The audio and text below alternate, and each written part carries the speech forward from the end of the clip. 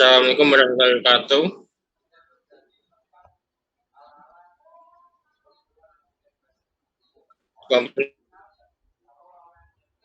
Ini akan menjelaskan tentang penelitian eksperimen kelompok saya sendiri, Ramadhani Prasetyo, dengan NIM. Saya Farhan Ahmad Farezi dengan NIM A710200082. Dan saya Hanif Syariel Gifari dengan NIM A7102089. Kita langsung saja ke pembahasan yang pertama. Penelitian eksperimen. Penelitian eksperimen meliputi definisi penelitian dan penelitian eksperimen. Definisi penelitian eksperimen merupakan meneliti pengaruh pelakuan terhadap perilaku yang timbul sebagai akibat pelakuan.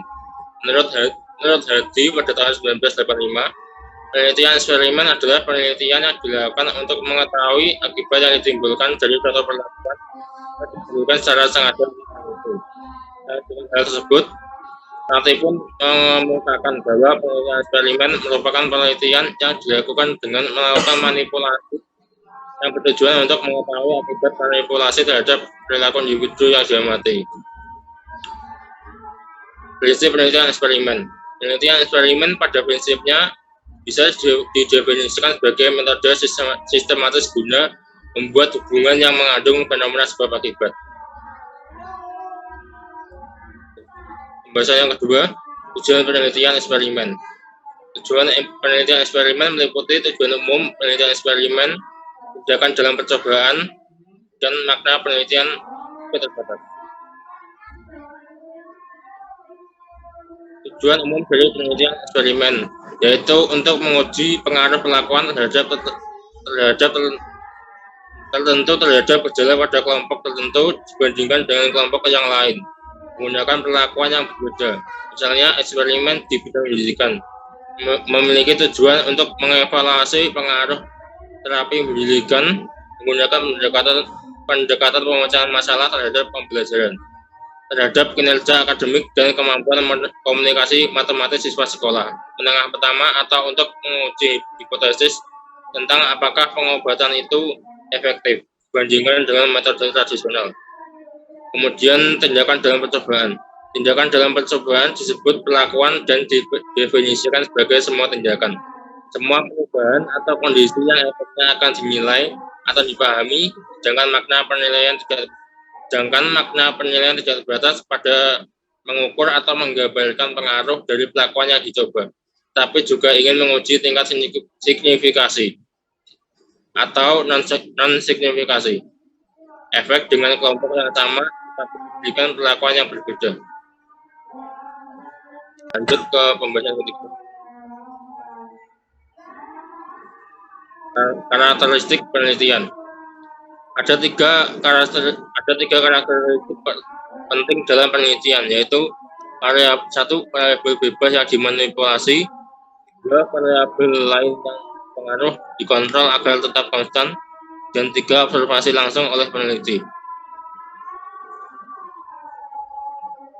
Variabel bebas yang dimanipulasi. Memanipulasi variabel adalah tindakan yang dilakukan oleh peneliti atas dasar pertimbangan ilmiah.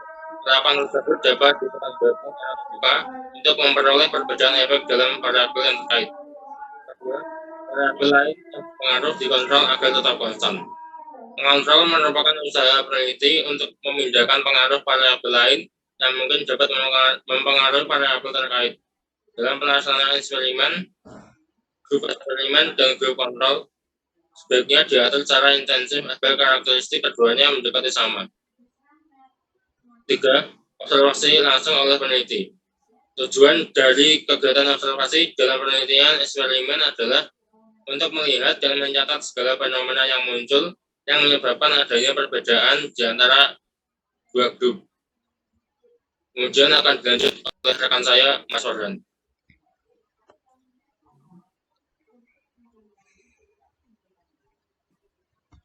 Baik, saya akan melanjutkan.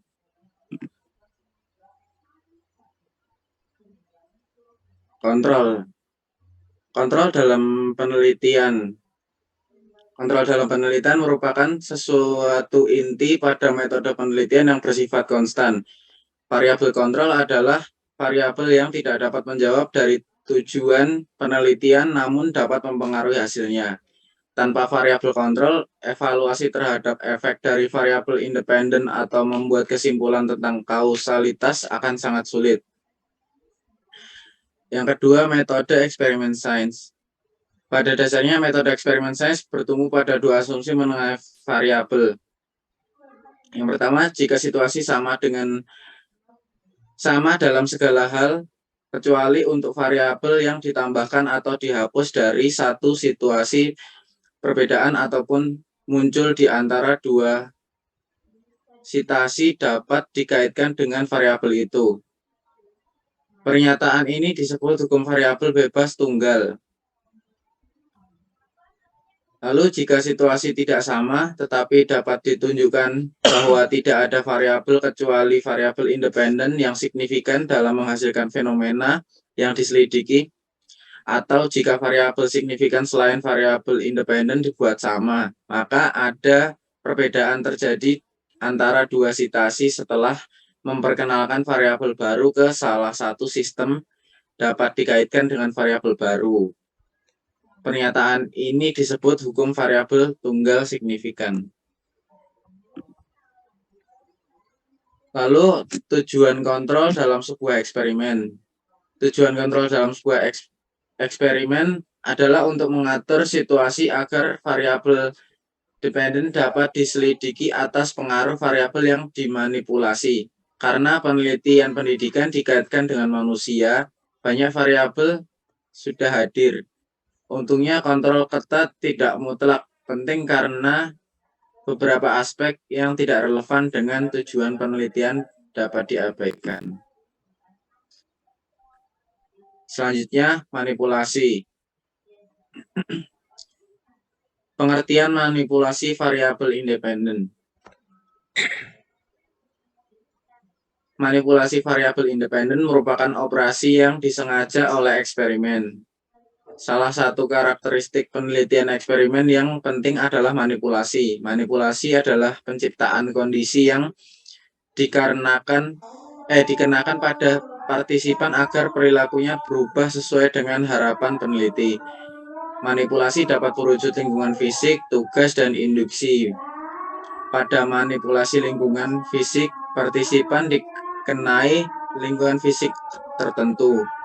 Dalam penelitian pendidikan dan ilmu perilaku lainnya, manipulasi variabel independen melibatkan pengaturan perlakuan.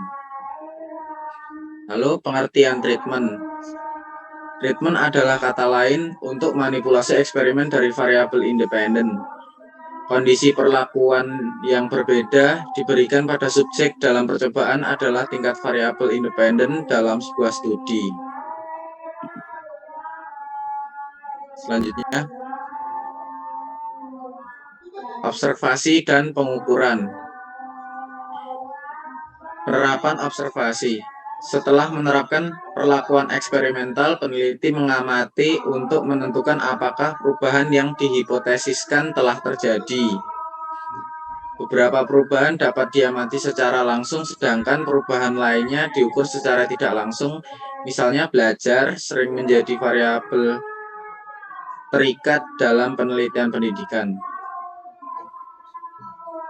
Lalu implementasi pengukuran. Peneliti tidak dapat mengukur pembelajaran secara langsung, tetapi hanya dapat memperkirakannya melalui skor dengan tes prestasi atau ukuran lain yang dipilih menurut definisi operasional. Oleh karena itu, secara tegas variabel dependen adalah skor yang diamati, bukan pembelajaran itu sendiri. Selanjutnya dilanjutkan oleh Mas Hanif. Selanjutnya, perbandingan eksperimen. Pertama, perlakuan dalam perbandingan eksperimen. Membandingkan kelompok yang menerima perlakuan atau treatment versus kelompok yang setara atau tidak menerima perlakuan yang berbeda. Perlakuan memungkinkan untuk menarik kesimpulan yang beralasan dari hasil. Lalu subjek kelompok eksperimen. Subjek kelompok eksperimen paling sederhana diperlukan dua kelompok subjek, yaitu yang pertama kelompok eksperimen yang menerima perlakuan khusus dan yang kedua kelompok kontrol yang tidak menerima perlakuan khusus. Mayoritas eksperimen pendidikan mempelajari perbedaan hasil dari 2 atau lebih perlakuan dibanding hasil 1 perlakuan dengan tidak ada perlakuan sama sekali. Istilah desain eksperimen mengacu pada kerangka konseptual di mana eksperimen dilakukan. Desain eksperimental mengatur kondisi yang diperlukan untuk menunjukkan hubungan sebab akibat antara lain. Yang pertama adalah sebab mendahului akibat dan waktu, lalu variabel penyebab kovarian terjadi bersama-sama dengan akibat, dan yang terakhir penjelasan alternatif untuk hubungan sebab akibat dapat dikesampingkan. Lalu ada persyaratan desain eksperimen.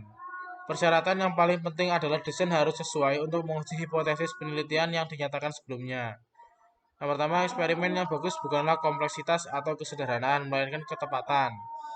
Lalu, tugas peneliti adalah memilih desain yang paling baik mengatur kondisi eksperimental untuk menguji hipotesis penelitian yang dinyatakan. Lalu, ada validitas desain penelitian. Validitas desain penelitian yaitu yang pertama, penelitian harus bertanya apakah kesimpulan yang ditarik tentang hubungan antara variabel penelitian valid atau tidak. Kategori umum validitas desain penelitian, validitas internal dan eksternal. Cook dan Campbell mengelaborasi klasifikasi sebelumnya menjadi 4 jenis validitas, yaitu internal, eksternal, konstruk, dan validitas kesimpulan statistik. Yang pertama, validitas internal. Validitas kesimpulan tentang apakah pengaruh variabel A atau yang dibeli perlakuan terhadap variabel B mencerminkan hubungan sebab akibat. Yang kedua, validitas kesimpulan statistik. Validitas kesimpulan tentang kovariasi antara perlakuan dan hasil. Yang ketiga, validitas konstruk. Validitas kesimpulan tentang konstruksi psikologis yang terlibat dalam subjek, pengaturan, perlakuan, dan pengamatan yang digunakan dalam percobaan. Dan yang terakhir, validitas eksternal. Validitas kesimpulan tentang apakah hubungan sebab akibat sesuai dengan subjek, pengaturan, dan pengukuran lain. Ya, terima kasih, Mas Dani.